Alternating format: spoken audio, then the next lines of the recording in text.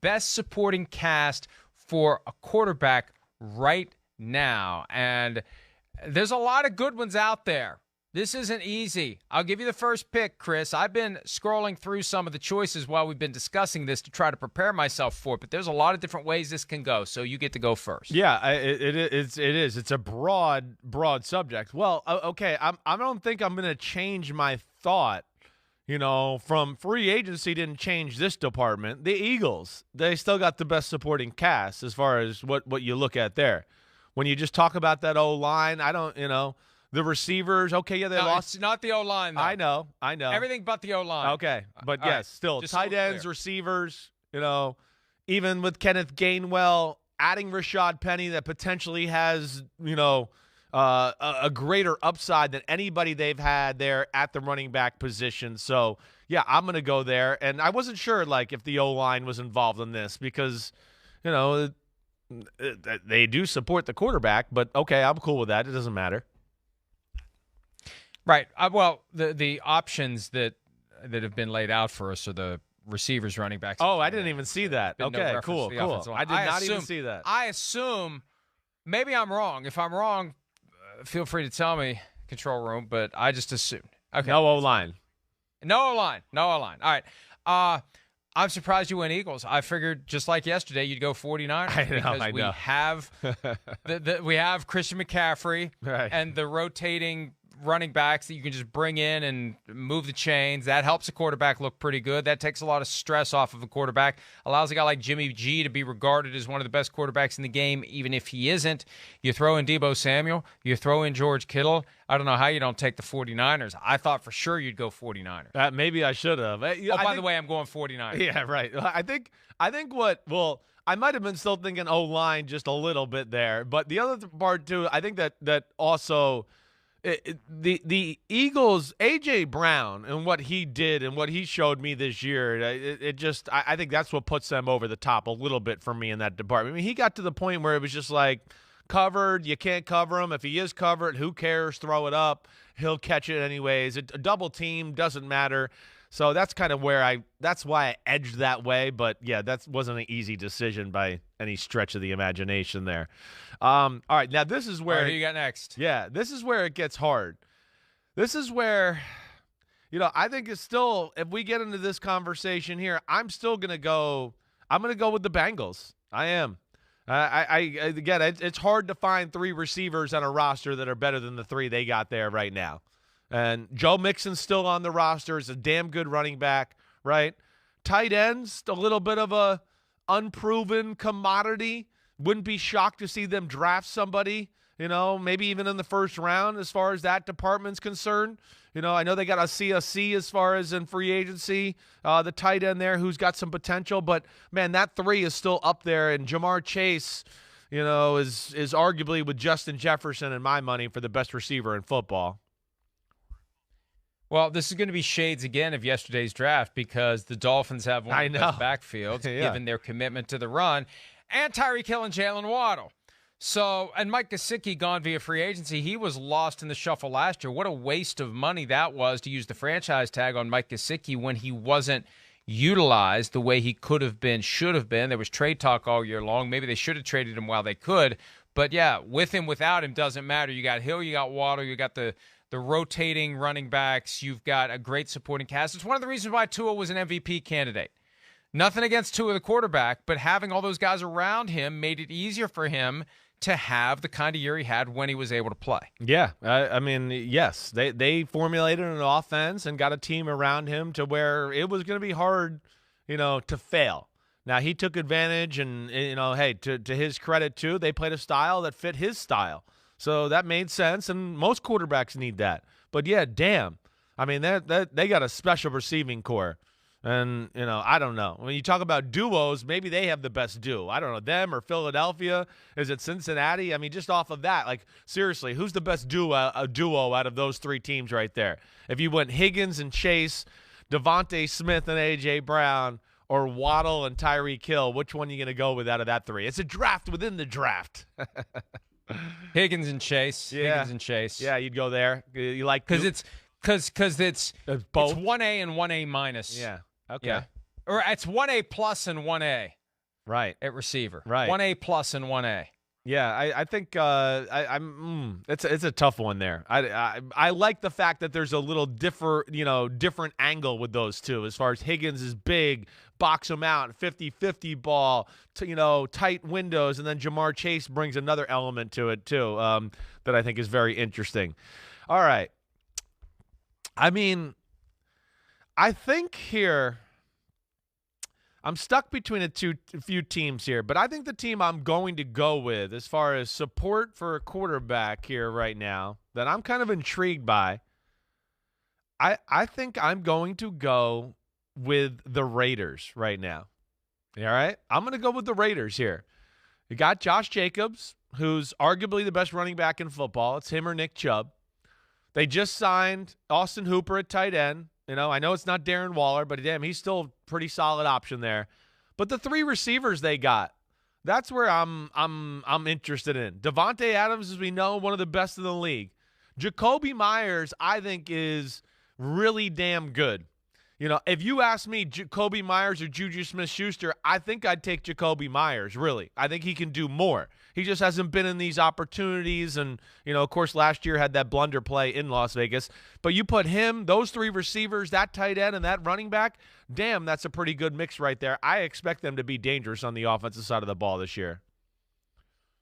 By the way, I still haven't watched it, but apparently in his introductory press conference, Jacoby Myers had a very thoughtful, meaningful, mature response to the criticism he took in response to that play against the Raiders when all of a sudden the Stanford band play broke out. One thing on Jacobs, too. Yeah. This isn't on the rundown for today, but I wanted to mention it because, as it turns out, I think there's something to it. I was having a text conversation with the PFT writers yesterday, and Michael David Smith pointed out, as we were talking about Austin Eckler's take on running backs and the pay isn't there, the free agency contracts aren't there. You've got three running backs right now under the franchise tender: Josh Jacobs, Saquon Barkley, and Tony Pollard. Raiders, Cowboys, Giants, not in exactly that order, but so $10.1 million. It becomes fully guaranteed when it's accepted. Until it's accepted, it can be rescinded. I think each of those three guys, and I think particularly Pollard, needs to be thinking, I should probably take that 10.1, because if the team were to take it away right now, am I getting 10.1 No. for 1 year from any team out there? Is anyone giving me that? Is anyone giving me $10 million on a multi-year deal? Is anybody giving me $8 million a year on a multi-year deal? $7 million a year on a multi-year deal? Maybe Jacobs, maybe Barkley. Pollard better pounce on that 10-1 while he can. Yeah, with a broken, ankle. What if they could trade? What if they could trade for Derrick Henry, who's making 10.5?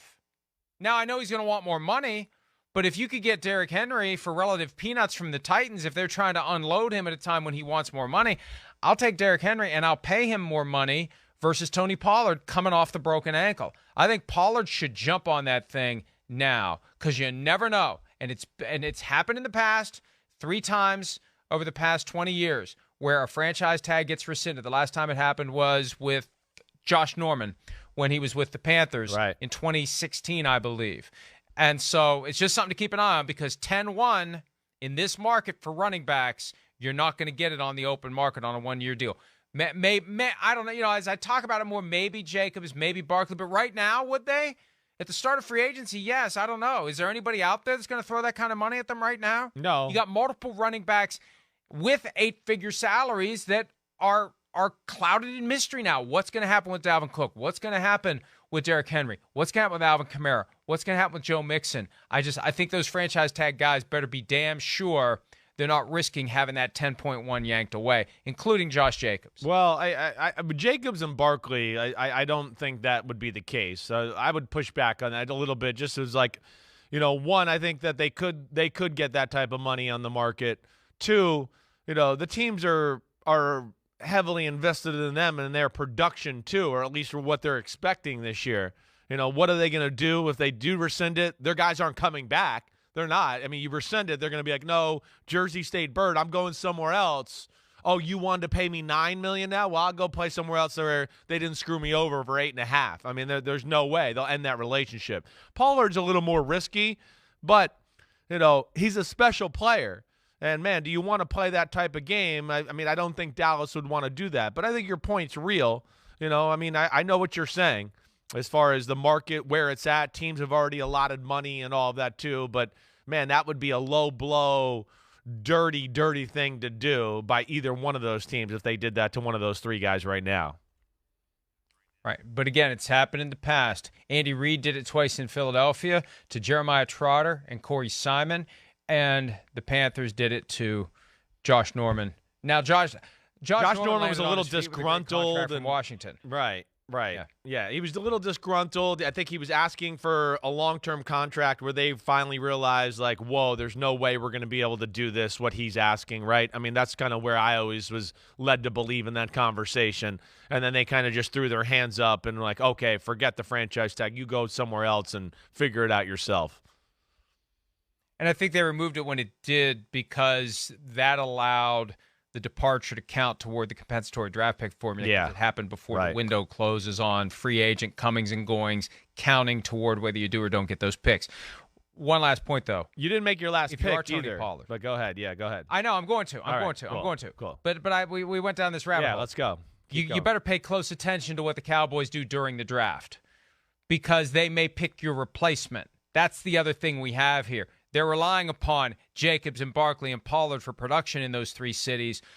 If they have somebody fall into their laps that they can make the guy right away, you better jump on that 10-1 or it could be gone like that. Like the moment after they turn in the draft card, call the league, we're rescinding the franchise tender. So as the draft approaches, it's something for those guys to keep an eye on. That's one I like where your head's at there. And that's where if I was Tony Pollard, I'd go and sign it. Because what I'd be scared at, and I don't have it in front of me, but what the Cowboys are drafted somewhere in the 20s, right? I'd be scared if I'm Tony Pollard specifically. You're sitting there, they're picking in the 20s, and Bijan Robinson from the Texas Longhorns is on the board. And it's like, whoa, are you kidding me? That freak show's on the board. 5-10 years ago, Bijan Robinson's going in the top 10 of the draft. I mean, he's one of those type of talents. He's that kind of running back. So he ends up there in the 20s, and Dallas is up, and it's a Texas guy, and all that pressure and how talented this guy is. That would scare me a little bit. That's one thing I can get behind, certainly, that you said there that makes sense. And, yeah, he needs to go sign that, I think, just for that option alone. And I do vaguely recall a time years ago when I think Edgerrin James was operating under the franchise tag with the Colts, and it was this same kind of thing, getting a little nervous about what the Colts may do. I better go ahead and accept this before they rescind it. All right, the last pick for me, go ahead and blow the horn. We haven't blown the horn in a while. You got to blow the horn. One of the reasons Kirk Cousins is regarded so highly relative to other quarterbacks is he has, when he's willing to throw it to him, Justin Jefferson. Justin Jefferson alone gets you into this mix. But you throw on top of it T.J. Hawkinson, who became on the fly last year, acquired via trade, an incredibly potent weapon for the Vikings. Right out of the gates, he was good to go. I remember talking to him after his very first game with Minnesota. I mean, he studied that playbook. They got him ready. He had great production, consistent high production all year long.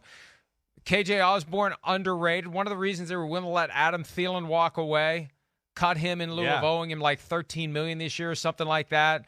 $10 million, I think, was the total salary.